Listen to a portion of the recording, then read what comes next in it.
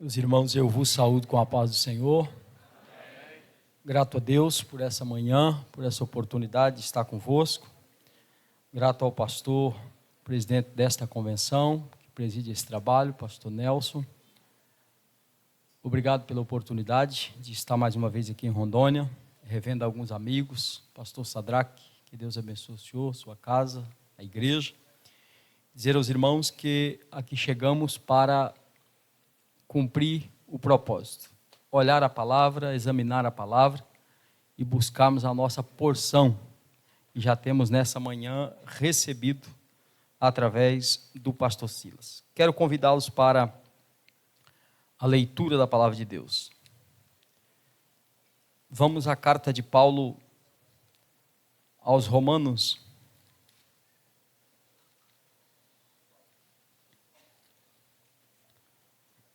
capítulo de número 13.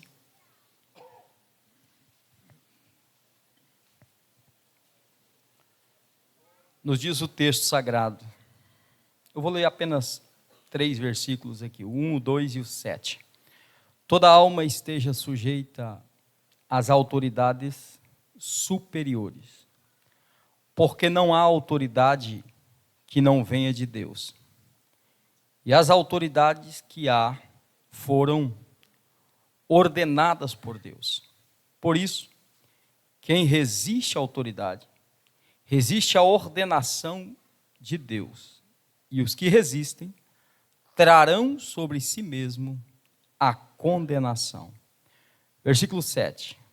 Portanto, dai a cada um o que deveis, a quem tributo, tributo, a quem imposto, imposto, a quem temor, temor, e a quem honra, honra. Pai, nós te louvamos, te damos graça pela manhã deste dia, pela vida, pelo ar que respiramos. Também, Senhor, te louvamos pela oportunidade de estarmos congregados nesta manhã. Ó Deus, para olharmos a tua palavra.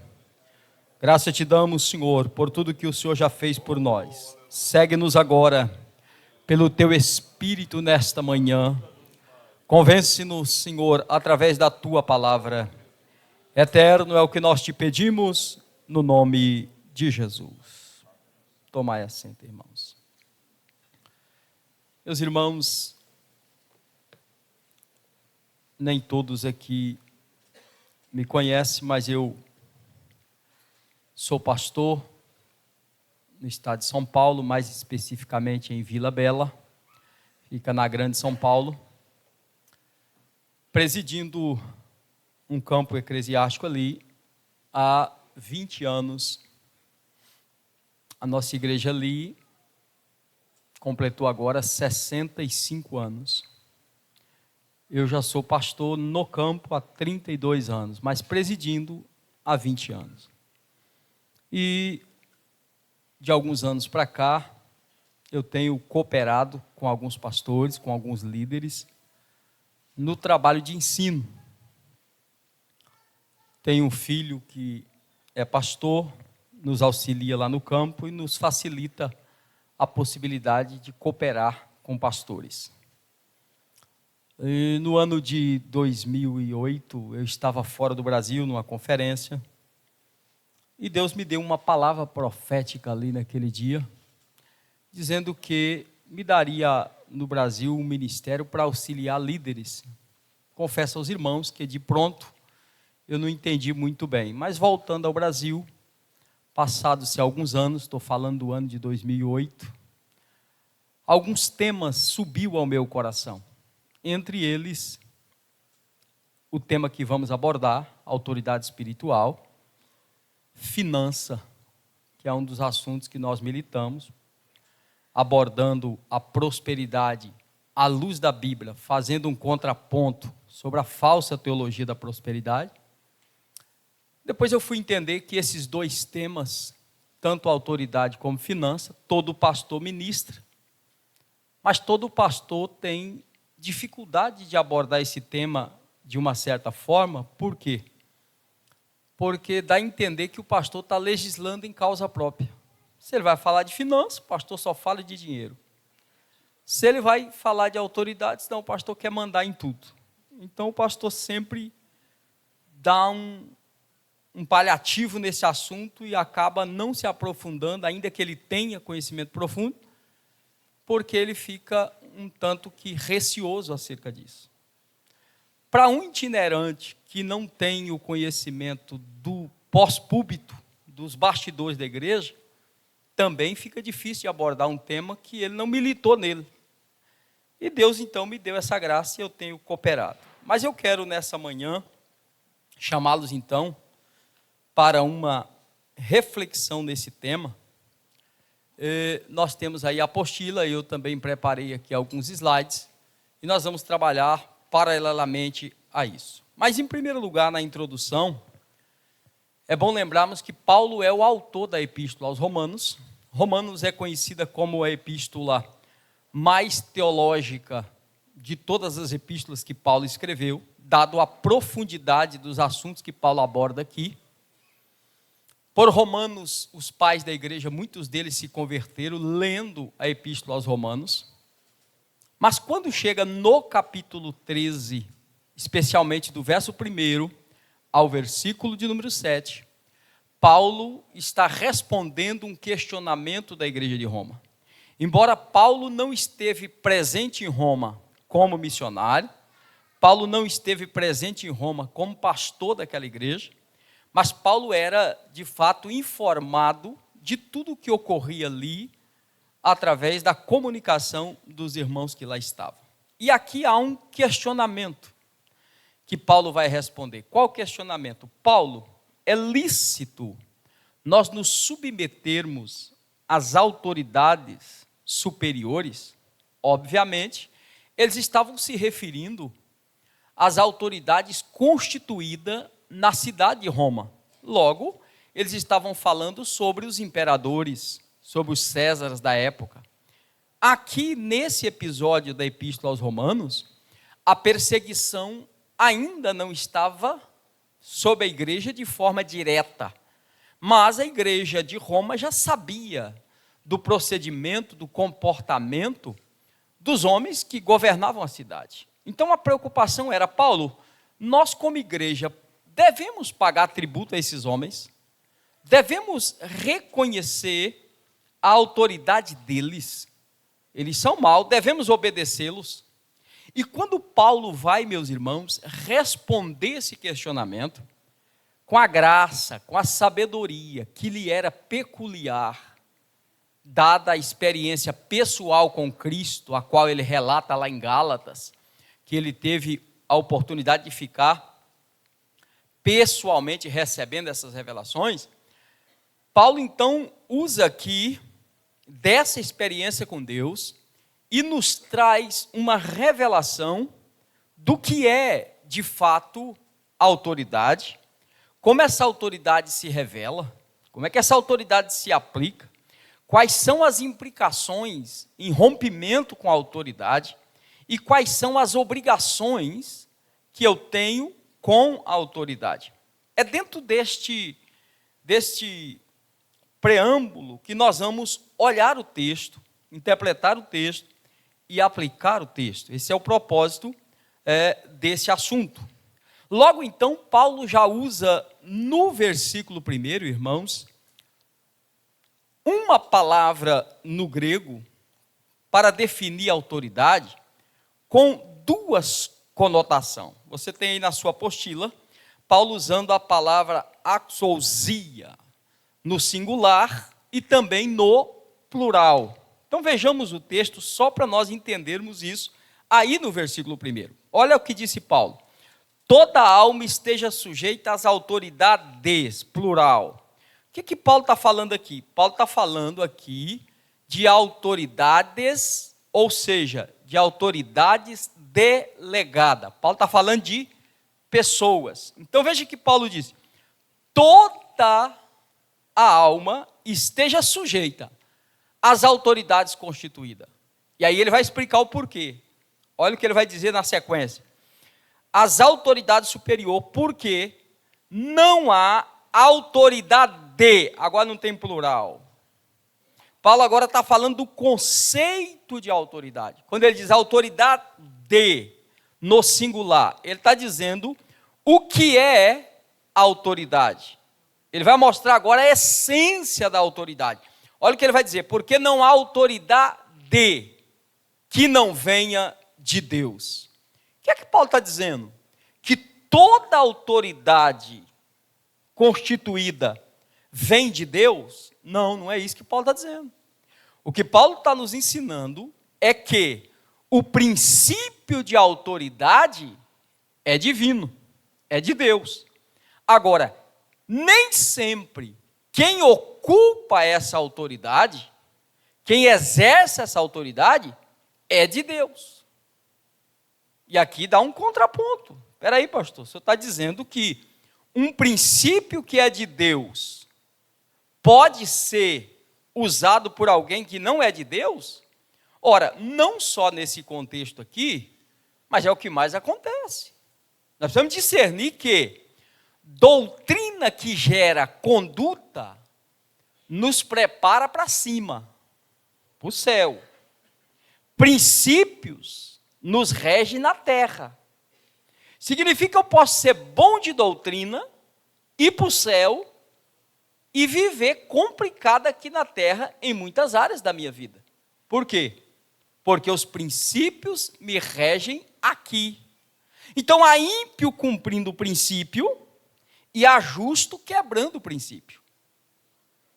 Vou dar um exemplo básico assim, bem caseiro, bem caseiro. Talvez alguém vai chiar agora, mas é o jeito.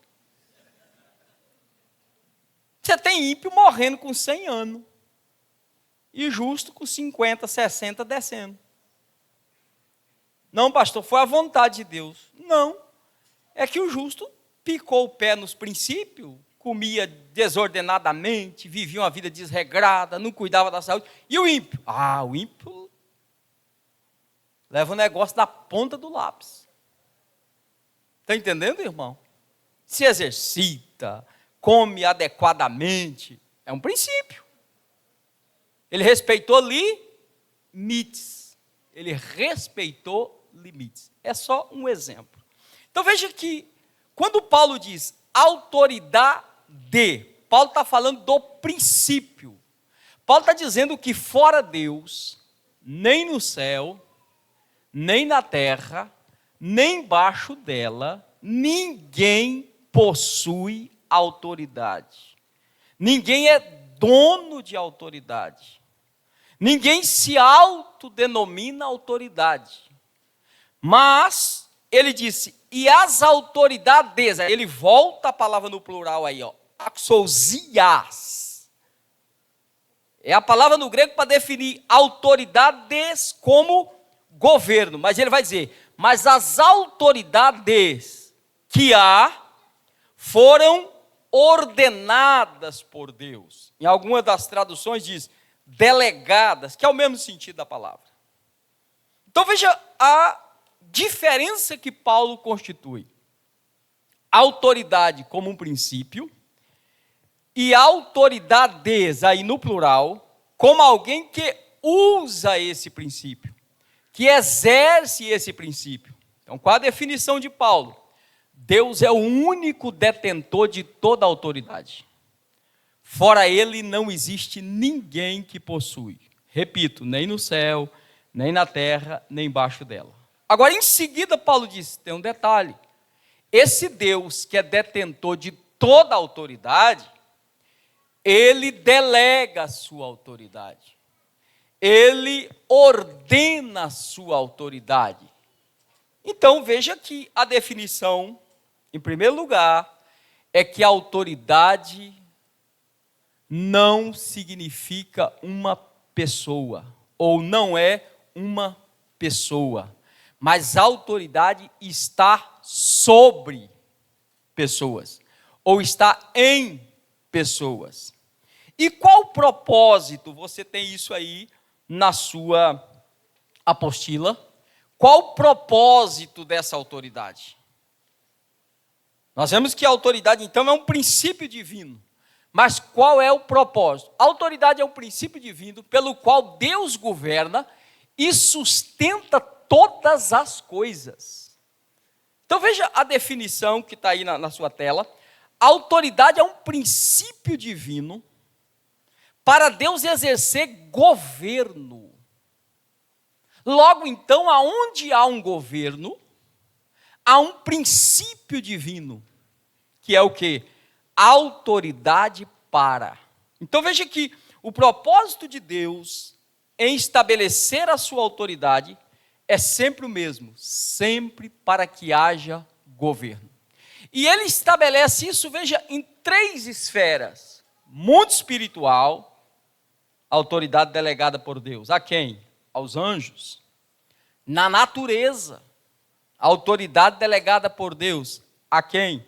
Ao sol, à lua, às estrelas, à chuva, ao vento, aos mares.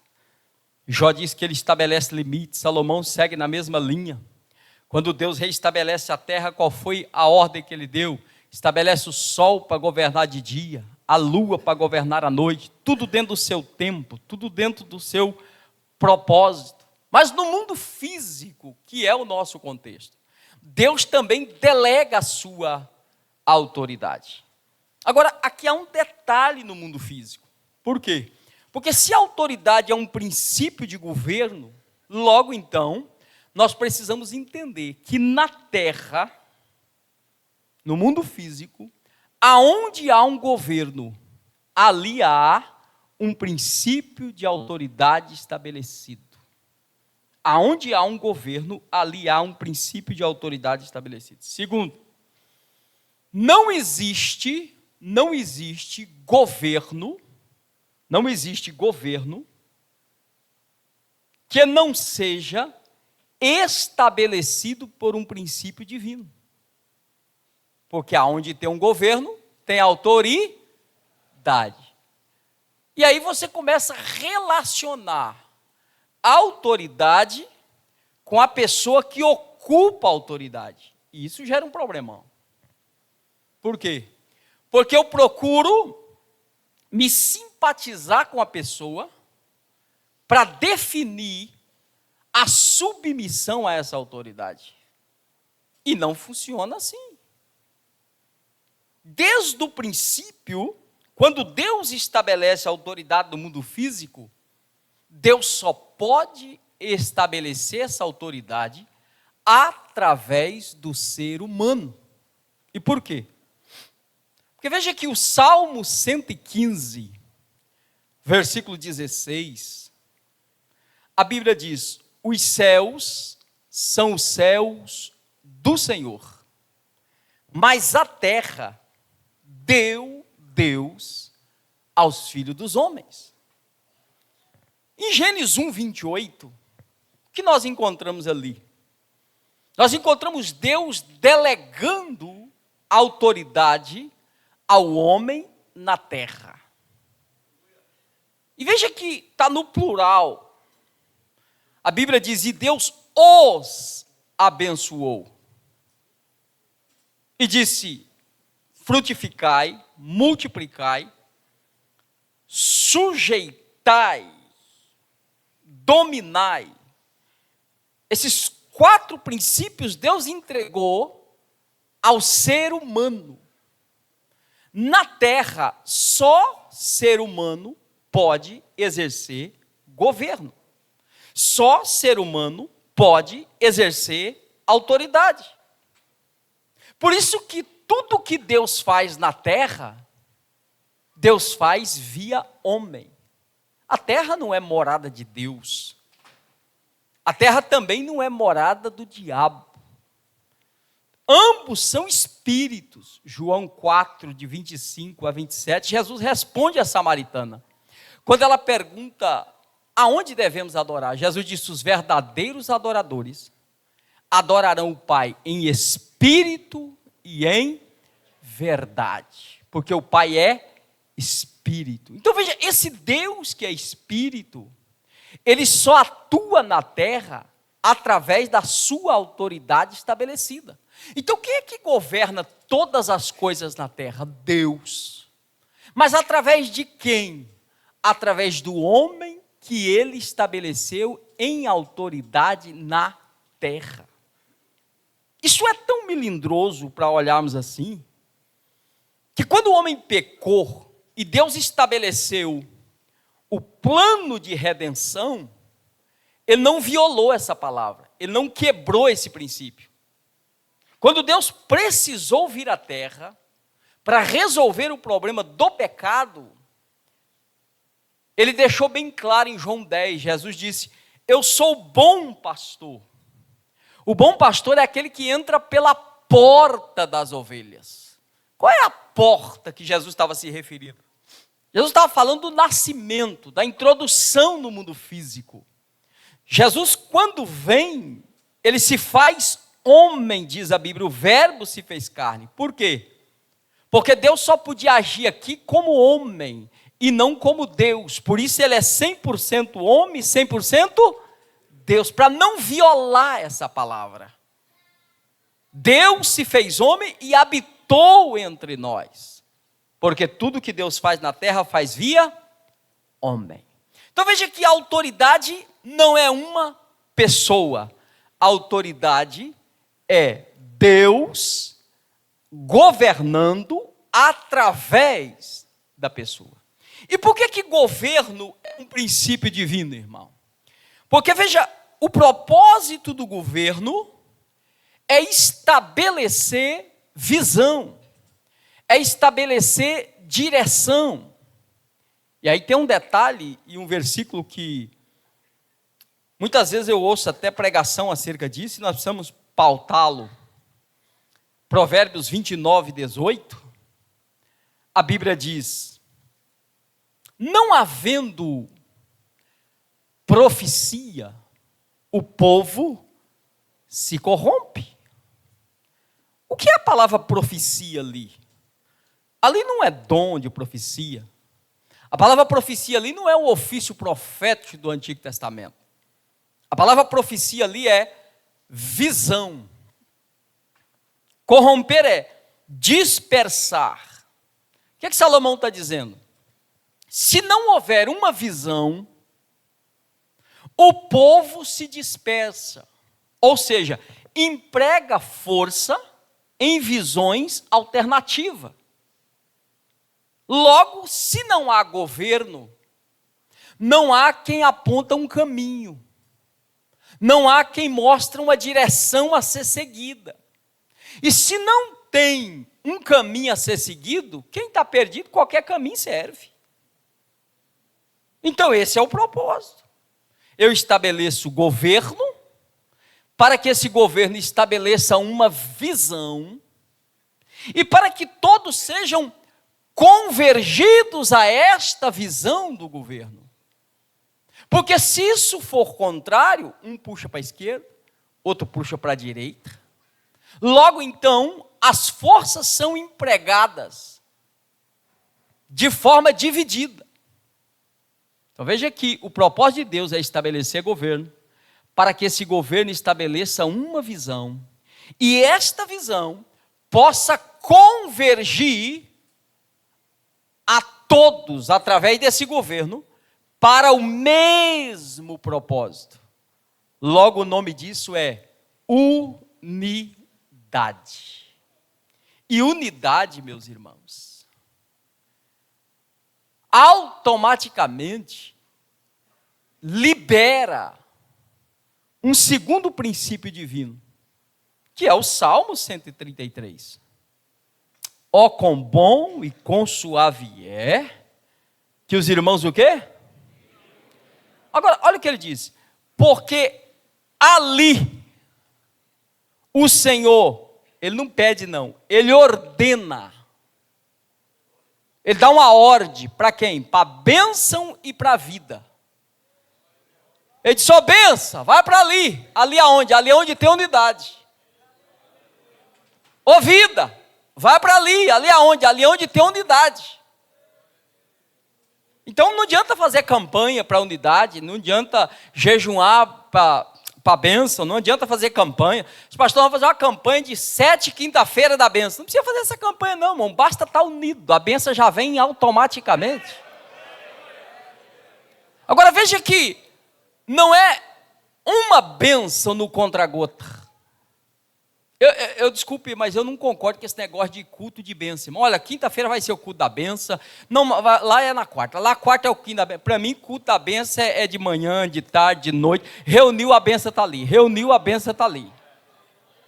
Até porque eu leio muito na Bíblia um negócio assim, ó. E de repente, e de repente, e de repente. Porque Deus não trabalha no Cronos, Deus trabalha no Kairos. É o tempo dele, a hora dele, do jeito dele. Então, de repente, ele faz, de repente você está num culto, não está nem programado, de repente ele cura, de repente ele opera, de repente ele batiza com o Espírito Santo. Agora, a questão é que, à luz da Bíblia, não tem margem para você correr atrás da bênção. É pelo contrário, é a bênção que vai onde você está. Paulo diz em Efésios 1:3, bendito Deus e Pai de nosso Senhor e Salvador Jesus Cristo, que nos tem, não vai não, ele já tem nos abençoado com toda sorte de bênção, irmão. Agora veja, essa bênção é oriunda da onde? De um princípio. Tem autoridade, tem um governo estabelecido. Tem um governo, esse governo é responsável para quê? Para estabelecer ordem. Irmãos, Deus é ordeiro. Olha para a Bíblia, irmão, Deus nunca operou aonde tem desordem. Não. Deus só opera onde tem ordem. Ordem. E se não tiver um governo apontando um caminho, apontando a visão, não terá ordem. Cada um, repito, busca uma visão alternar. Então lá disse, não, aqui eu estou sentindo de Deus, aqui eu tive uma visão, porque nessa noite Deus falou comigo, daqui a pouco um está fazendo um jeito, outro está fazendo o outro, cada um apontando num caminho, uma visão. Agora, se tem governo, se tem ordem, irmão, vai ter unidade. Agora, veja, unidade é um negócio tão sério da parte de Deus, que até Deus ponderou sobre o assunto de autoridade. Em Gênesis 6, 11, os homens estão construindo, pastor Sadraca, a torre de Babel. E estava animado, estava dando certo, e tijolo para cá, e massa para lá, o negócio vai subindo. 11, 6. Estão construindo. A Bíblia diz que a Trindade olhou, estou animado. Olha, desçamos e confundamos a língua, disse Deus. Porque se eles falarem a mesma língua, sabe o que Deus disse? Não há restrição. O que eles determinarem fazer, sabe o que Deus estava ensinando para nós? Até o mal, quando se une, prospera.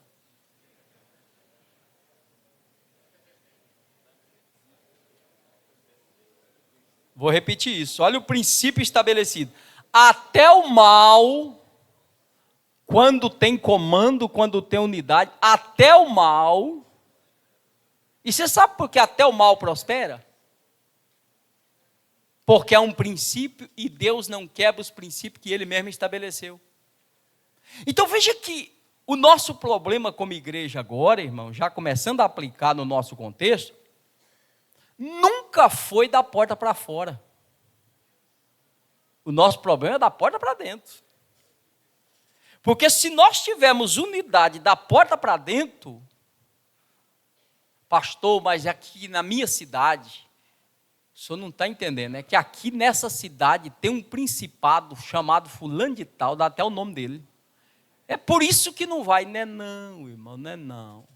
Porque eu não li na minha Bíblia que, olha, demônio fulano de tal vai ser mais difícil para você. Eu li na minha Bíblia que vocês pisarão serpente, escorpião e todo o poder do mal. E Jesus disse, no meu nome expulsarão os... Ele não disse, olha, tem demônio que vocês não vão expulsar dependendo da cidade que você tiver, não. Então o problema não é aquele demônio que está fora, não é o demônio da cidade, é o demônio que está dentro da igreja, o demônio que divide, o demônio que não mantém comunhão, o demônio que não mantém a unidade da igreja. Por quê? Porque automaticamente Deus não pode atuar. Deus disse, olha, se eles resolverem manter essa unidade, não tem como restringir eles. Porque isso é um princípio que eu estabeleci. Eis o desafio da igreja, então. Como é que eu mantenho unidade, pastor? Visão diferente, pessoas diferentes, cultura diferente, ambiente diferente. Como é que mantém essa unidade? Só existe um meio para que essa unidade seja mantida. Através da autoridade estabelecida. Isso aqui começa a incomodar. Por quê? Porque aonde tem autoridade, pastor Silas nos falou agora sobre disciplina, precisa ter disciplina. Irmãos, o desafio vem por aqui. Olha o que Paulo disse. Não há autoridade que não venha de Deus. Ponto. Paulo está dizendo, o princípio é dele, a essência é dele. Aí ele diz, e as autoridades, agora no plural, quem ocupa essa autoridade, apenas recebeu dele. Aí no verso 2, no versículo 2, Paulo vai completar isso aí. Olha o que ele vai dizer no 2. Por isso quem resiste à autoridade. Você nunca resiste pessoas. Você nunca toca primeiro na pessoa. Você sempre toca primeiro na autoridade que essa pessoa representa. E aí é um detalhe, essa autoridade tem dono. Porque essa autoridade não é dele, foi posta nele para que ele exerça o governo. Isso em qualquer esfera, nós vamos detalhar isso nas outras aulas, mas nós estamos falando do princípio. Então alguém equivocadamente disse, olha, eu não gosto do José, então ele pega mais uns 3, 4, vamos peitar o José. José, nós não aceitamos a tua liderança aqui. O José disse, mas e aí, como é que faz? Não, mas com nós é assim mesmo, a gente não aceita isso aqui. O problema não é o José. O problema é o Deus do José. O problema é quem estabeleceu a autoridade sobre o José. Então, quando eu toco, eu não toco na pessoa. Eu toco no princípio divino que está estabelecido sobre. E aí há um problemão. Muito sério aqui. Paulo diz, se alguém resiste, trará sobre si mesmo a condenação. É interessante que não é Deus que põe, é você pega com a mão. Não, tem gente que diz assim, não, esse pastor jogou praga. Não precisa nem jogar praga. E eu vou lhe dizer mais uma coisa, irmão. O dia que a autoridade que está sobre você estiver falando com você, dê glória a Deus. O dia que ela estiver te repreendendo, dê glória a Deus. Porque a hora que ela se cala, o dono da autoridade fala. Então veja que esse rompimento aqui, ele compromete o todo. A quebra, a insubmissão, ele compromete a unidade. Por isso que Deus age. Porque é o governo que está em xeque. Então veja o que ele vai dizer. Se alguém resiste, trará sobre si mesmo a condenação. Só para dar uma acrescentada aqui, eu queria mostrar um negócio para vocês aí. Olha para mim, 1 Timóteo.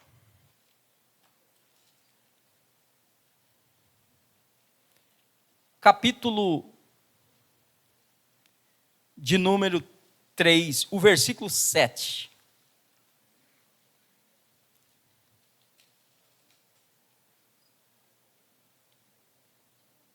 Vamos primeiro olhar o 6, depois o 7. Olha o 6. 1 Timóteo 3,6. Não neófito, para que, ensoberbecendo-se, não caia na... Diga comigo, condenação do diabo. Agora, olha o verso 7. Convém também que tenha bom testemunho dos que estão de fora, para que não caia na afronta. Veja que do 6 para o 7, tem aqui consequências diferentes. No 6, Paulo está falando da condenação do diabo. Que condenação é essa, pastor? É a mesma de Romanos 13:2. Aquele que resiste trará sobre si mesmo a condenar. Que condenação é essa que ele traz?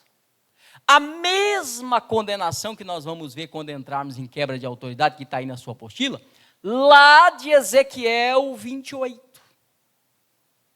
A resistência à autoridade gera um estado, um posicionamento de condenação. E o versículo 7 aqui está falando de um obreiro problemático com conduta. Aqui está falando de um obreiro que não vigia e dá uma namorada fora do casamento. Complicado isso, não? É complicado. Um obreiro que não vigia, agora está jogando no tigrinho. Esses dias um pastor perdeu um campo porque ele gastou R$1 milhão da igreja no tigrinho. Perdeu o campo, irmão.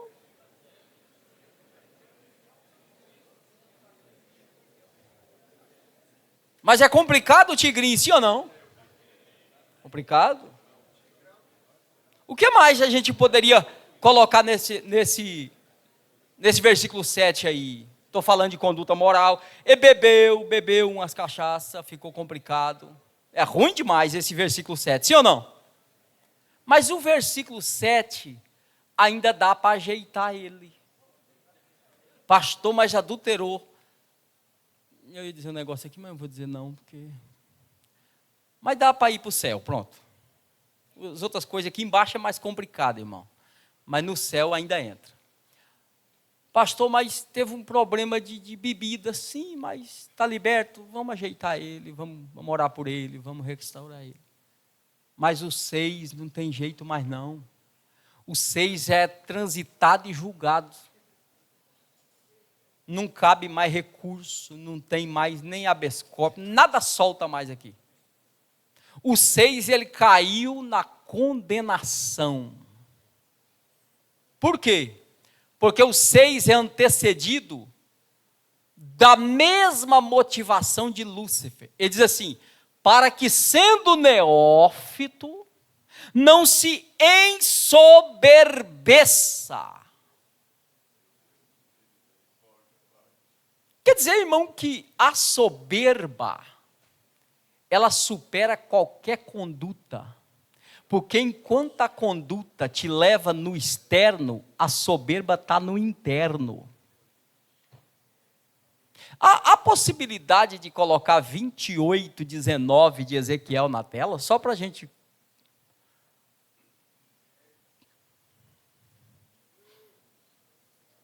Se não, alguém leia para mim, por gentileza. Ezequiel 28:19. Está aí na tela, ó. Todos os que te conhecem entre os povos estão espantados de ti, em grande espanto. Tornastes, em grande espanto, te tornaste. E nunca... Vamos repetir de novo. E nunca... Irmãos, o assunto que nós estamos tratando aqui é tão sério que eu vou dizer uma coisa com vocês com temor e tremor. Há níveis de quebra de autoridade, que você cai nesse estado de condenação ali, ó, por causa da resistência. Você traz sobre si esse mesmo nível de condenação, de maneira que nunca mais serás para sempre. Já pensou um negócio desse? Deus olhar e dizer assim, nunca mais será, viu? Pastor, Deus não faz isso, não? Deus quase disciplina um profeta por causa disso. Samuel gostava demais do obreiro novo que ele tinha ungido, e o dia que ele ungiu ele pulou no arraial, profetizou no meio de 70. Ele era o destacado da turma, chamava-se Saul. Samuel esticou a corda até onde deu, disse, não posso perder esse obreiro, como é que eu perco um obreiro desse? Não, eu vou dar um jeitinho nele, ele fez umas besteiras aí. Aí Deus olhou e disse assim, Samuel, até quando? Eu já rejeitei. Irmão, coração de pastor é grande demais. Pastor quer pôr todo mundo e carregar todo mundo, e deve ser assim. Agora, cuidado para você não ter rebelde de estimação. É meu rebeldezinho, ele é rebelde, pastor, mas eu gosto dele, então leva para sua casa, porque na igreja não dá certo, irmão. Aleluia.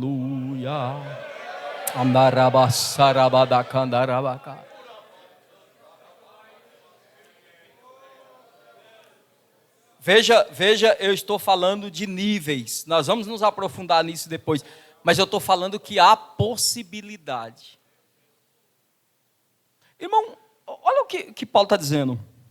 Se alguém resiste, você conhece alguém que resolve ser contra só por ser contra? Se você fizer o que ele quer, ele muda de lado na hora. Não, eu não queria mais isso, não, desmancha. Porque ele resolveu ser contra, acabou. Você não tem o que fazer, irmão. Ele resolveu ser oposição. E não é oposição no sentido legal da palavra. Não, é oposição no sentido de dividir o reino. Por que Deus estabelece dessa forma? Porque veja que, na sequência, Paulo vai dar a nós agora, autoridades estabelecidas, uma responsabilidade. Qual é a responsabilidade? Ele disse, escuta, você não quer ter problema com a autoridade? Você não quer temer a autoridade? Não há problema. Anda certo. Faz o bem. E terás. Olha a palavra que Paulo vai usar aí no versículo de número 4. No 3. Porque os magistrados não são terror para as boas obras, mas para as más. Queres tu, pois, não temer a autoridade? Faz o bem.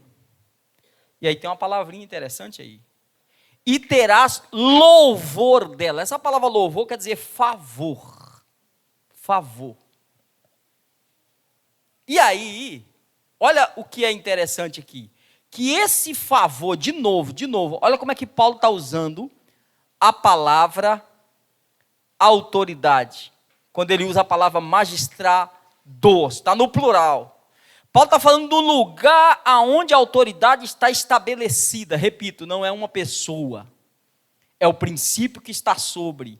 E qual o propósito desse princípio de governo estabelecido por Deus? 2. Proteger e promover. Proteger e promover. Porque veja que, se a autoridade gera governo, esse governo estabelece ordem. Esta ordem gera unidade. E a unidade atrai a bênção e a vida para o ambiente. Logo, então, eu sou beneficiado por esse princípio de autoridade. Por quê? Porque eu estou num lugar onde flui a bênção, aonde flui a vida. E por que a vida e a bênção estão aqui no ambiente que eu estou? Porque aqui tem autoridade. Então essa autoridade está me promovendo, está me protegendo.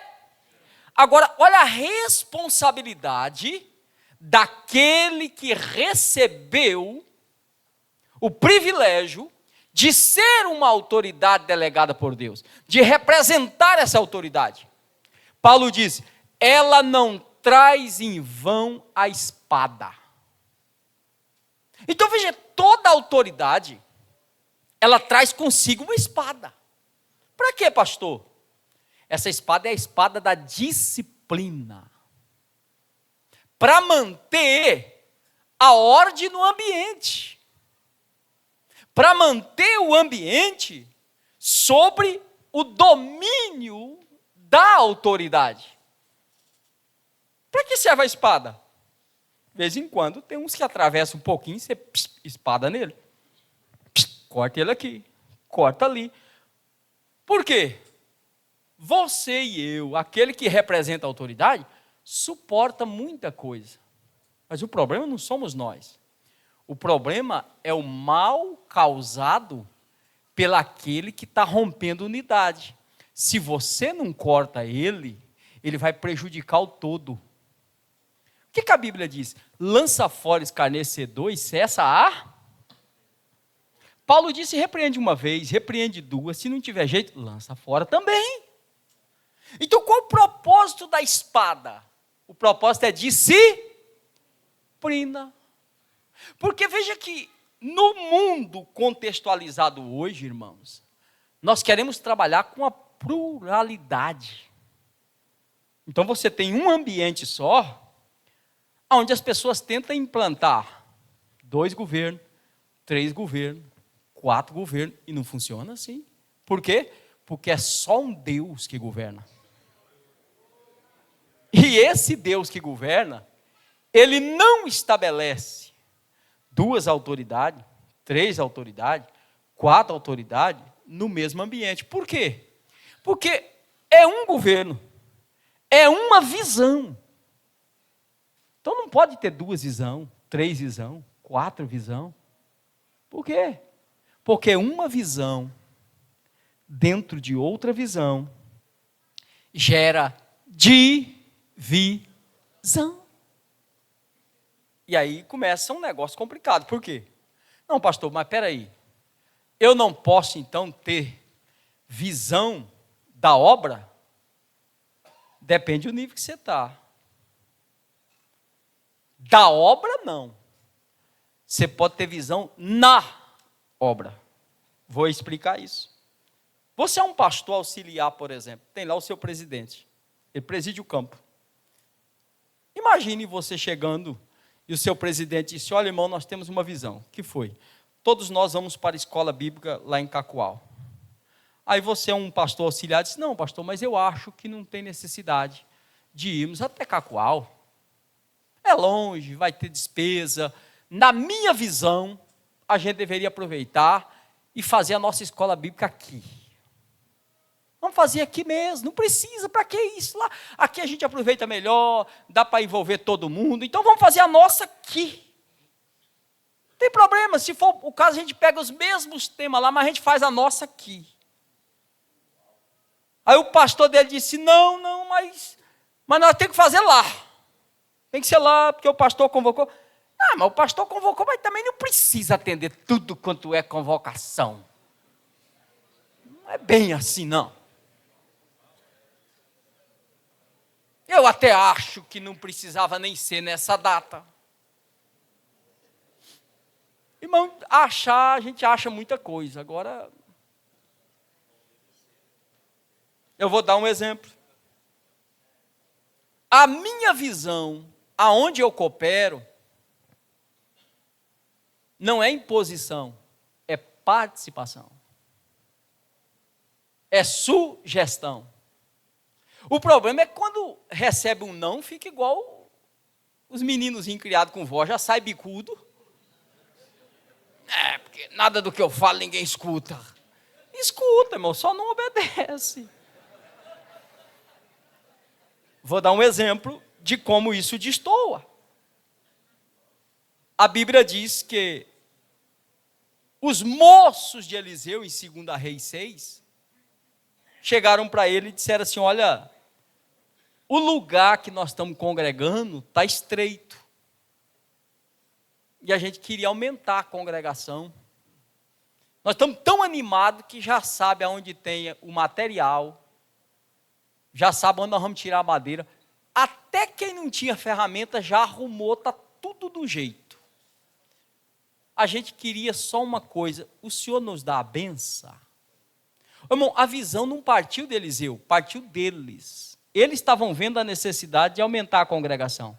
Só que eles não saíram quebrando parede, tirando telhado, e quando o pastor chegou lá, está tudo feito, não. Não, mas nós não vamos depender de nada da sede, depende de tudo, porque se você não tem a bênção, você não tem nada.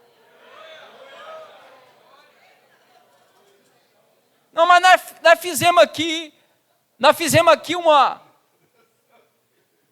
fizemos aqui uma oferta especial. É tão especial que sai do mesmo bolso onde sai dízimos e oferta. Vamos ver se essa oferta especial não compromete o relatório do final do mês.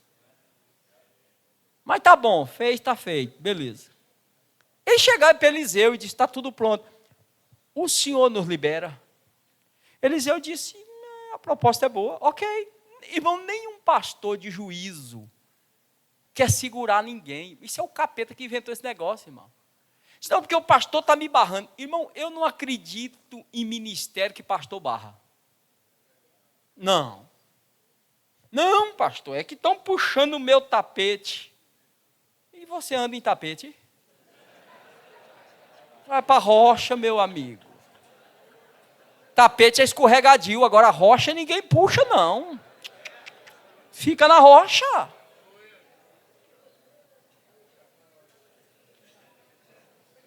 Eu vou dizer um negócio aqui que eu quero que você preste muita atenção. Muita atenção. Preste atenção nisso.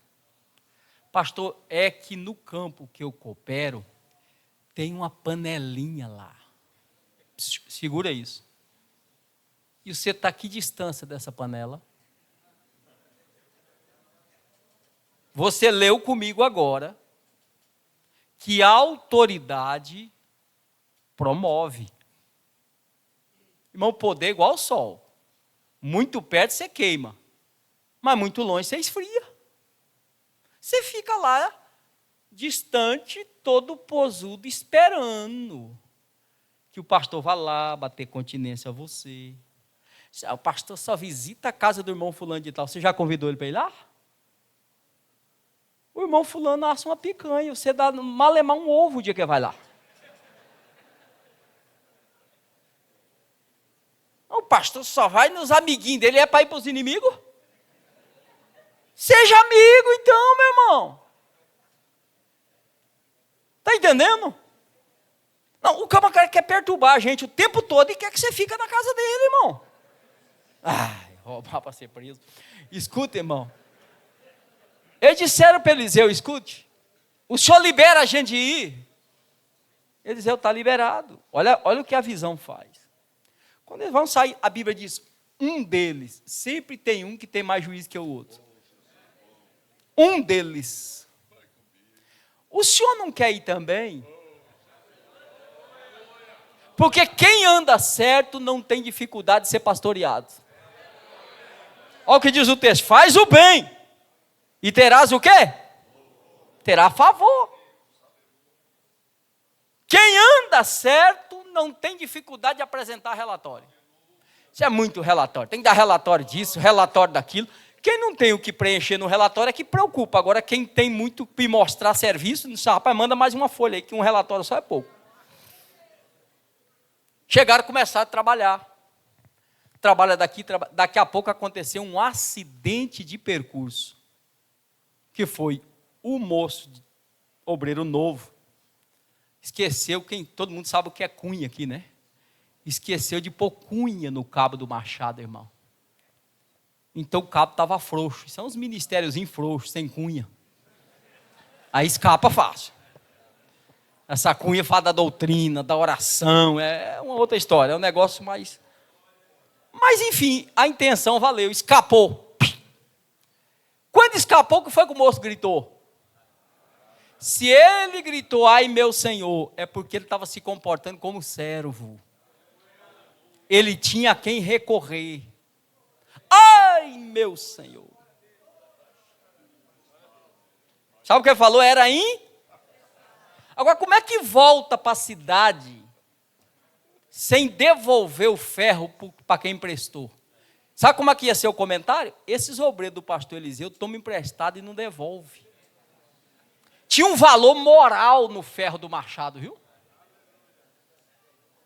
Ai, meu Senhor, porque era Eliseu chegou para ele e disse, tá bom, esquenta a cabeça não, deixa eu lhe falar, eu só quero que você me fale a verdade. Eu só posso te ajudar se você apontar exatamente aonde caiu. Porque nem Deus ajuda quem não quer ser ajudado, irmão. Para tudo tem jeito. Fala para mim, aonde foi que caiu? Mostra só o lugar. Não excluiu na hora, não disciplinou. Não me mostra só onde caiu. Foi aqui. Foi lá, cortou um pauzinho. Jogou na água. Aí eu gosto do texto. Porque a Bíblia diz que o ferro flutuou. Ficou assim, ó, na frente dele. Ei! E não foi Eliseu que pegou, não. Eliseu virou para ele e disse assim, pega. Pega de volta aí o que é teu. Restauração do ministério. A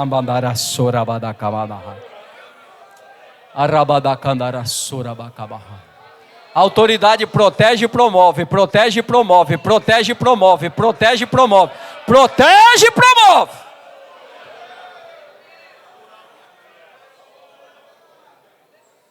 Escute isso, irmãos. Cortar madeira eles sabiam.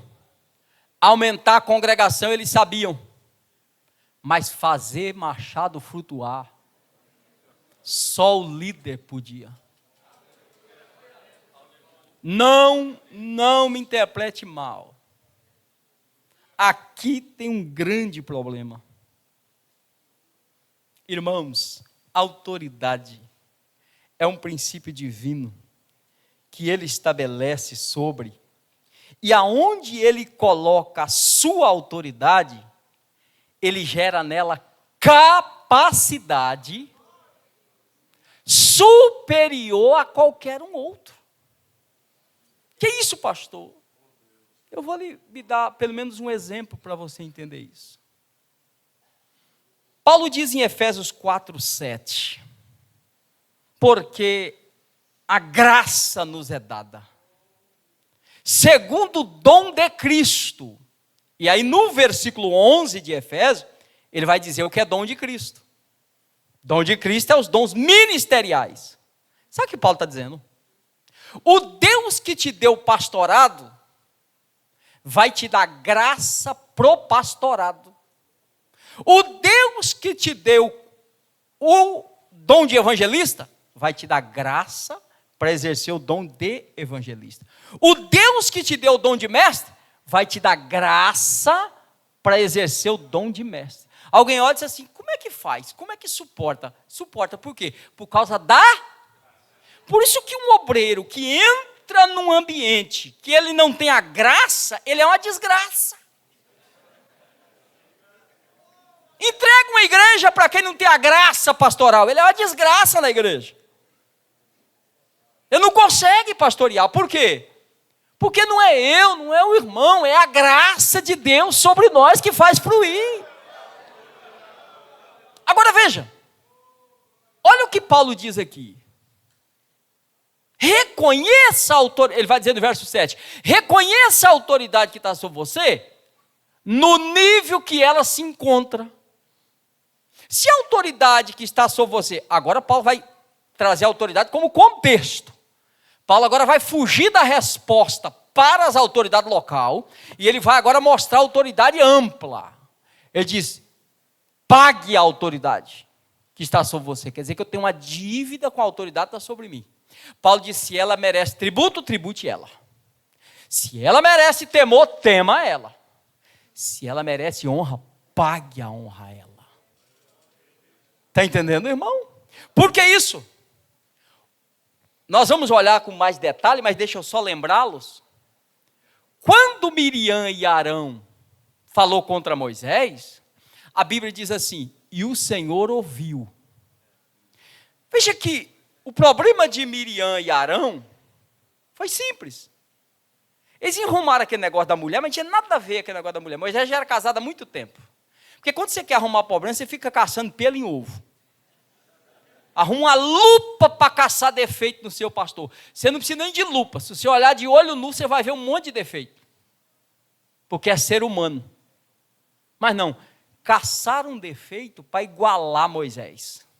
Veja que, a princípio, ela entra com o assunto da mulher de Moisés, mas na sequência ela já diz assim, ó, fala o Senhor somente por Moisés?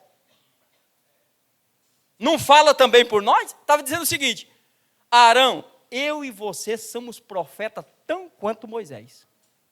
Moisés profetiza, a gente também profetiza. Eu acho que não precisa dessa liderança toda dele não, nós três estamos no mesmo nível. É mais ou menos assim, o senhor é pastor, eu também sou, o senhor preside, eu também presido. Não. Aonde tem algo a mais de autoridade, ali tem um revestimento diferente. Ali tem uma graça diferente. Quando Deus desceu, foi que Deus disse, Miriam, Arão, tendo profeta aí eu falo. Agora, com Moisés, eu falo face, e ele ouve a minha. Deus disse, ele está na prateleira de cima, viu? Vocês aqui a gente fala, mas com ele eu não uso intermédio, mostrando a de fé. Qual o problema? Você pregou um pouco melhor, já acha que você é superior ao seu pastor. Rapaz, pastor é ruim de Bíblia. Eu prego. Não, o pastor só conversa com a igreja. Agora, quando eu prego, o céu desce. Aliás, eu tenho dom de cura, dom de revelação. Amém, irmão.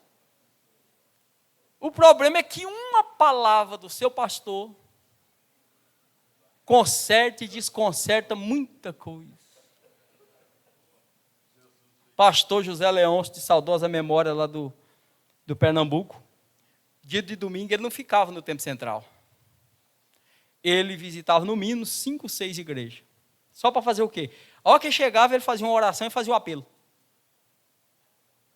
precisava ter tido mensagem nem nada. Ele disse, irmão, eu quero saber quem quer aceitar Jesus.